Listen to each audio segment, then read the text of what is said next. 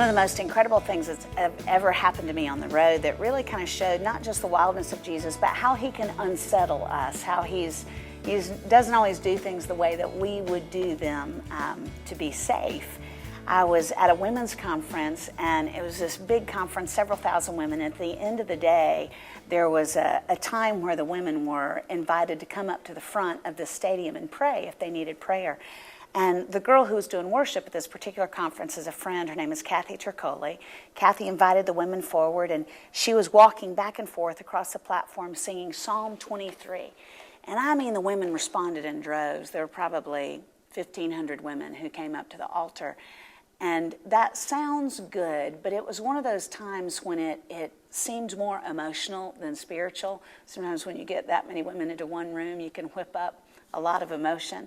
And I was standing over to the side of the stage thinking, you know, it just seems like we've lost our focus, like we're emphasizing how hard our lives are instead of how good God is. And I was thinking, man, we need to kind of transition this back to who God is.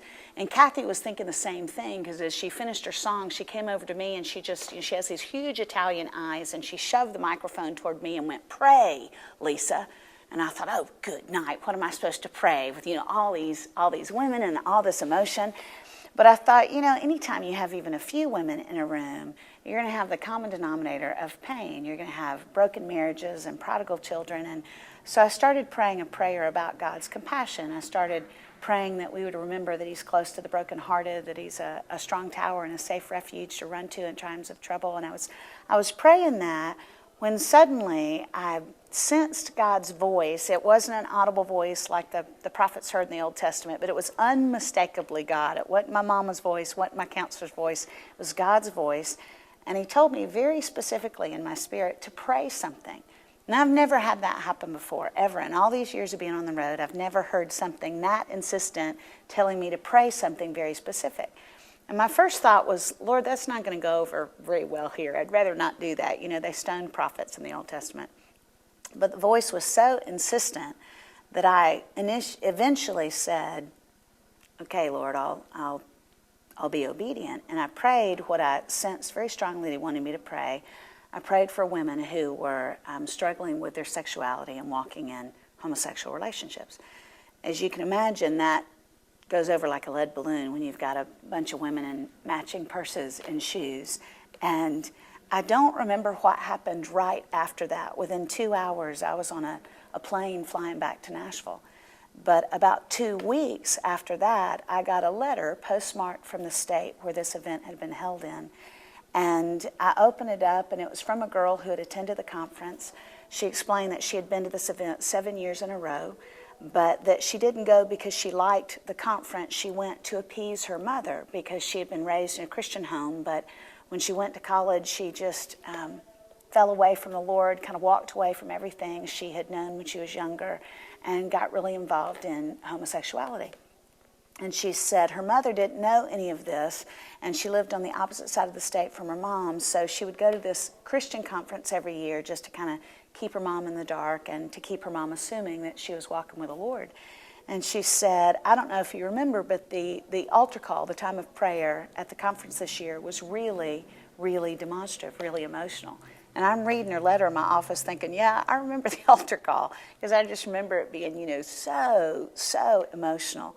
And she said she was sitting in the back of the conference, the convention center, and she said she had her arms crossed and she was thinking, I hate this.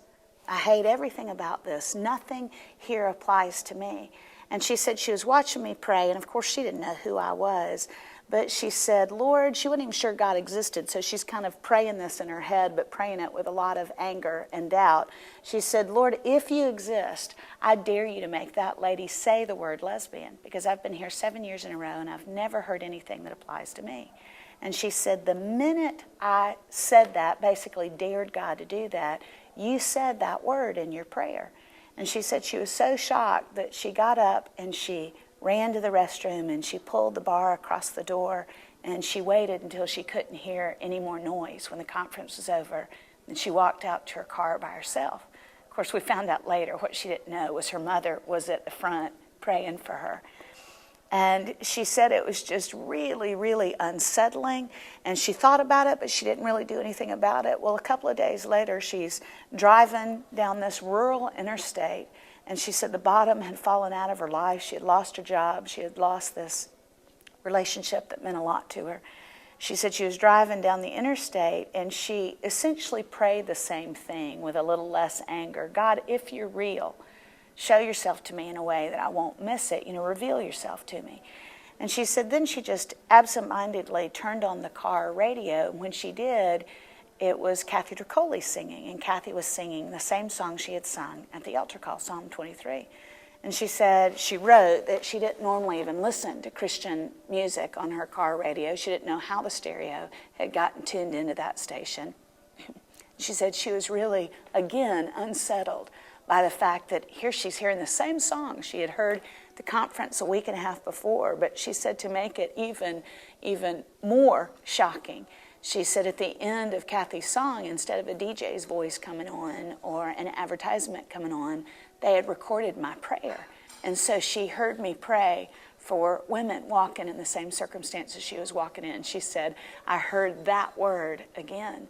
And she said it was so shocking and also so unmistakably God that she pulled her car over to the side of the road and she committed her life to Christ. And I held that letter and I thought, gosh, he's so much bigger. He's so much more determined to redeem his beloved. He is not this safe, emasculated, in a box, polite God. He goes to wild extremes to rescue people who are desperate to be loved.